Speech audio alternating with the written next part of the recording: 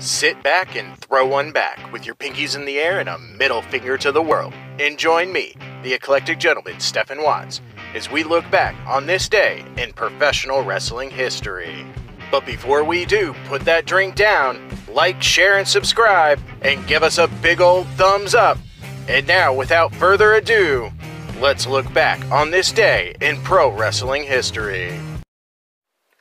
Wee doggies, it is January 24th, and we're going to start off like we always do on a positive note. These are your pro wrestling birthdays.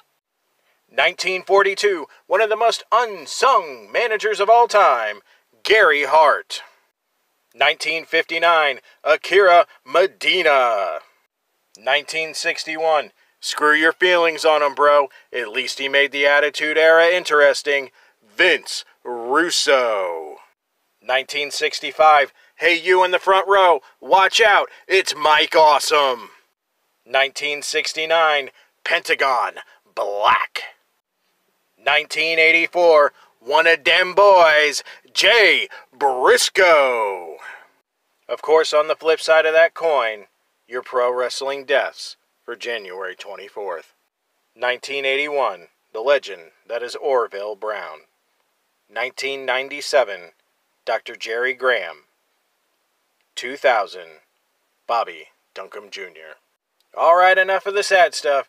Time to get to the meat and potatoes. These are your pro wrestling history highlights for January 24th. And boy, it's an important one.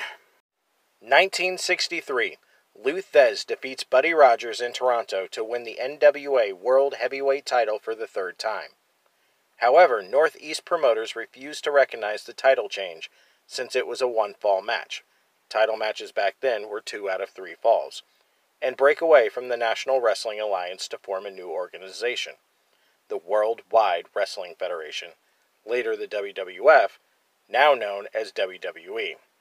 As an interesting side note, Thesz beat Rogers in a 3 falls match February 7th, 1963 in Toronto, as a result, often forgotten. The real reason for the split was because Northeast promoters, Toots Mondt and Vince McMahon Sr. controlled Buddy Rogers' bookings, and wanted to keep Rogers and the title in the Northeast. The other NWA members were not pleased with the situation, and this led to the split. Rogers dropped the NWA title to Thesz and got his deposit back on the belt, and the Northeast promoters used the one-fall match as the reason for the split from the NWA. To clear up a common misconception, Rogers was not immediately named Worldwide Wrestling Federation World Heavyweight Champion. He would not be declared champion until April 29th, 1963, having won a fictional tournament in Rio de Janeiro, Brazil. Sound familiar? Rogers would then drop the title a month later to Bruno Sammartino in less than a minute. 1966, the WWF runs an event at Madison Square Garden. In the main event, Bobo Brazil and Johnny Valentine defeated WWF United States Tag Team Champions Bill and Dan Miller by referee decision after the match is stopped due to MSG's 11 p.m. curfew. Yes, curfew was a thing back in the day. 1968, Danny Hodge defeats Lou Thesz for the International Pro Wrestling TWWF World Heavyweight title in Tokyo, Japan. Also in 1968, Clayton Thomas defeats Mick McManus to win the British middleweight title in London, England. 1969, Paul Jones and Nelson Royal defeat the Medicos for the NWA America's Tag Team titles. 1970, the WWF hold an event in the Boston Garden. In the main event, Ernie Ladd and Waldo Von Erich defeat Gorilla Monsoon and WWF World Heavyweight Champion Bruno Sammartino in a 2 out of 3 falls match.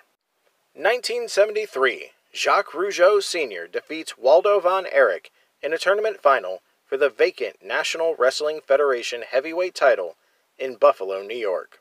1977, Jim Beeks defeats Bobby Ryan for the European lightweight title. 1984, 2 historic events take place at a WWF television taping in Allentown, Pennsylvania. First, Sergeant Slaughter, who had been a heel, turns face on Iron Sheik. Second, Roddy Piper, who had been managing and doing Piper's Pit, wrestled his first televised match for the WWF, teaming with David Schultz, to defeat John Callahan and Frankie Williams. 1988, Jim Crockett Promotions holds their second ever pay-per-view, and their first in New York. In the main event, Dusty Rhodes wins the Steel Cage Buckhouse Stampede Battle Royal, last eliminating the Barbarian. Also on that day in 1988, in direct competition to the NWA Buckhouse Stampede pay-per-view, the WWF presents the first ever Royal Rumble live on the USA Network for free. Jim Duggan, entering in from the 13th spot, last eliminates the one-man gang who had entered in at 19 to win the Royal Rumble match. 1993, the WWF holds the 5th annual Royal Rumble pay-per-view in Sacramento, California. Yokozuna, who had entered in at number 27, last eliminates number 30th entrant Randy Savage to win the Royal Rumble. 1999, the WWF holds its 11th annual Royal Rumble pay-per-view in Anaheim, California. Vince McMahon, who had entered in at number 2, wins the Royal Rumble match, last eliminating the number 1 entrant, Stone Cold Steve Austin. Those were your pro wrestling history highlights for January 24th, and boy were they a doozy. I'm the eclectic gentleman Stephen Watts, and we'll see you tomorrow.